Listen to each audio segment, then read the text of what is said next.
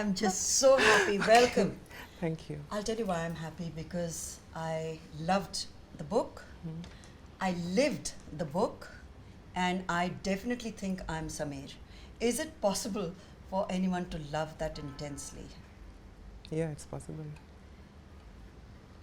But there could be more, answers to this question. This statement itself gives rise to so many other questions. Is it possible? Yes. But is it acceptable?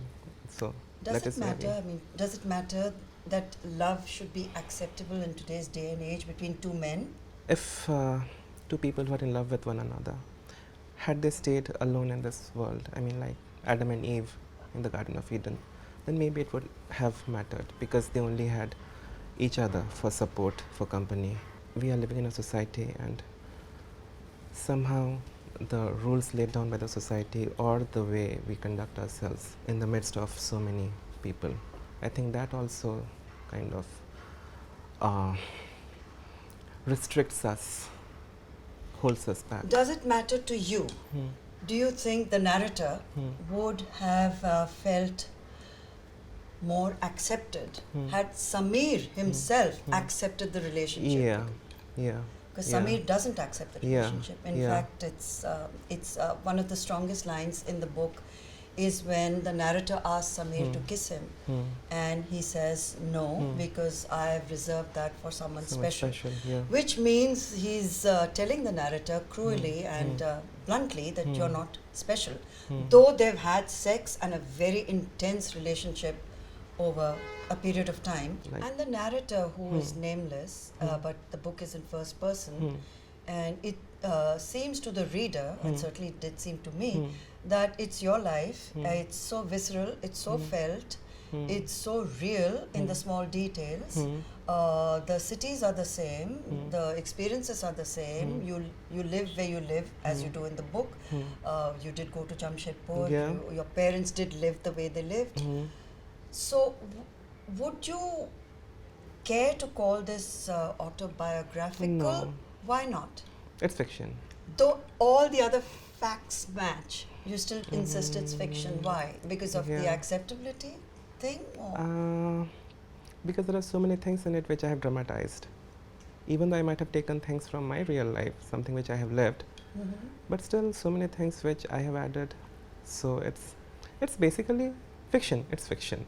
But you also somewhere, I think, described this book as a quickie. A quickie. It was a quickie. Well, it's a masterpiece of a quickie, in case you don't know It is really a You should quickie. write quickies, more quickies in that case. Because What do you I mean by quickie? Quickie is something which, my definition of quickie is something which you do not put in too much thought into. Thing is, this story, this book, it happened after the controversy around my previous book, The Adivasi Yes. Will Not Dance, Yeah. happened. And I wanted to do another book, an important book, because it was an important time in my life as a writer. But I did not really, but I also wanted it to be quick, because I wanted to show people that I have not gone down of the controversy.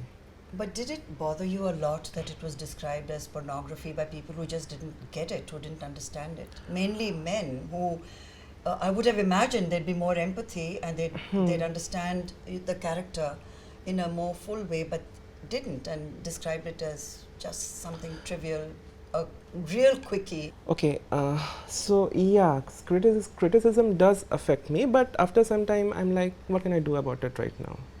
Jo ho gaya to ho gaya. Of So course, it's jo ho your gaya to ho problem. gaya, yes.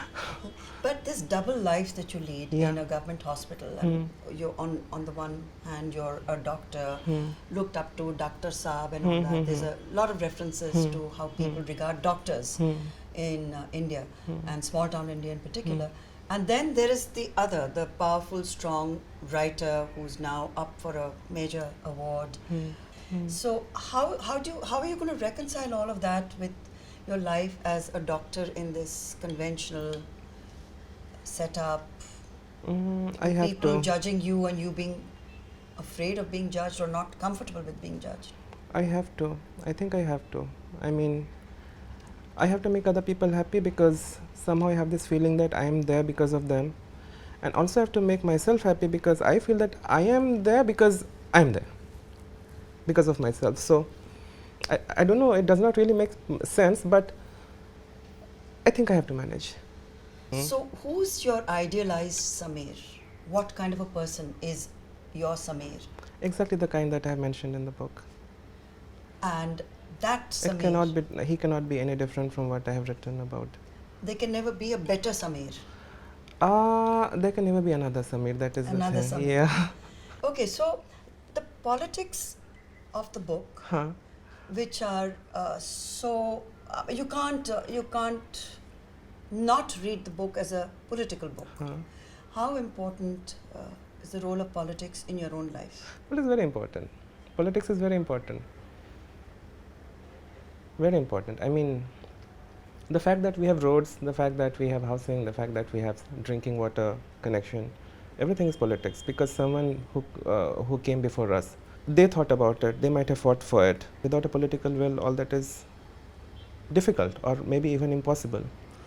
So, In the book, when you talk about before the formation of Jharkhand, and the narrator's father is committed in a way not just to the idea of a separate state for Adivasis, but also welfare, and feels extremely let down and disillusioned because he is used by the party. yeah.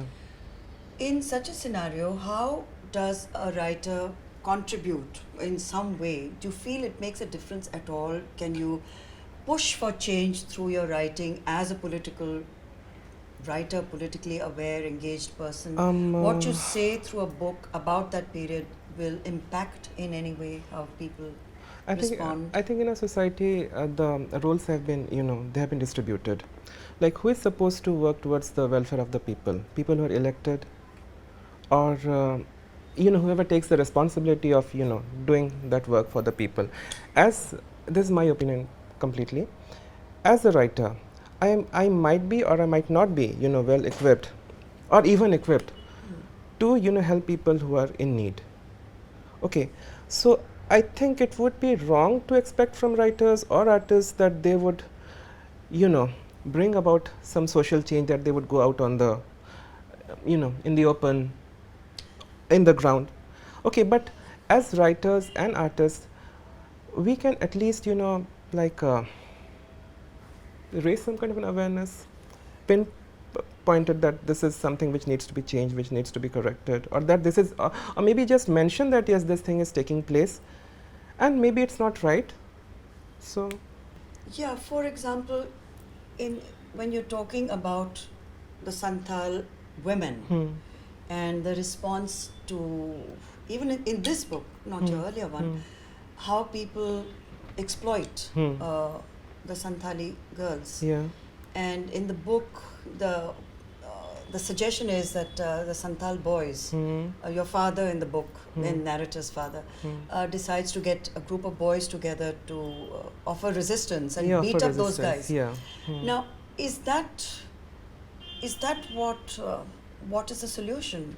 I mean, can just young men pick up sticks and beat up guys who molest their women? I do not see violence as a solution, but that was what those people in those days, that was, I think, the most that they could think of. Or maybe because they were young, they could imagine themselves making some kind of a change by doing this, by adopting this method. What would you do if this happened in your hospital, for example? Would you speak up or would you wait and watch? I would speak up. I would speak up. And you would take the risk I would and speak whatever. up. I might not be able to fight back, but I will at least come between the person who is, doing that and the person who is being the victim. So how would you respond to the Me Too movement? It happens in hospitals as much as it happens in corporate India or in movies or music business, everywhere. I think the Me Too movement should be everywhere. Do you think the Me Too movement is fizzling out, or is it gathering momentum, or is it going where it needs to go? It needs to go to a lot of places. And the sad part is that it hasn't really gone to the places where it is needed. At one point in the book, your narrator says to Sameer that I will look after you, I will be your wife. And Sameer's response is not what the narrator expects.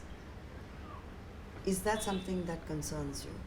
Can today, in today's day and age, a person declare to his parents that I'm bringing my husband home. Do you see that happening in your lifetime or in the very near future? That everybody will be free enough to say that because the law permits you to say it. I would be very happy if this happens, but I do not know. I'm shuffling my feet nervously as I'm thinking about what to say. Kyun? I do not know. I will just say that. Can happen. Can It's happen. no longer illegal, Can happen. and it's something that I'm sure all of us. But am I going to live long enough to see that? You're not very optimistic. I'm not very optimistic.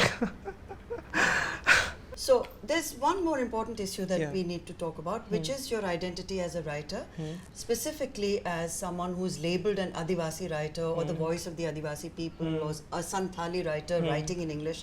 Does that bother you? Yes, it bothers me to some extent.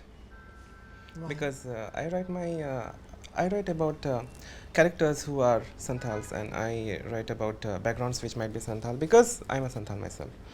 So that comes from that writing comes from a lived experience. I am writing those because I have known those.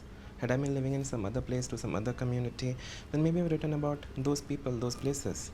So I do not think this is representation in any way. It is just that this is what I know, and I cannot claim to be a representative of any person.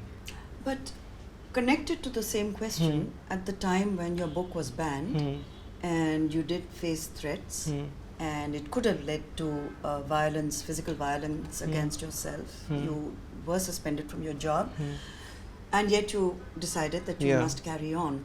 So, what was that hope? Not too many writers in the world have books banned. I mean, in that sense, you form a small club of people Yeah. whose books have been banned. Yes. How did that make you feel at that point? What were they so afraid of that you were saying in your book? I do not know what they were afraid of, but it did make me afraid. In some places, I might have said that I was not afraid, but the reality is that I was afraid. I felt insecure. Both, I was like, my book was banned and I was also suspended from my job. So it was insecurity in both ways, whether I'll be able to write or not, and and even if I write, what will I write about?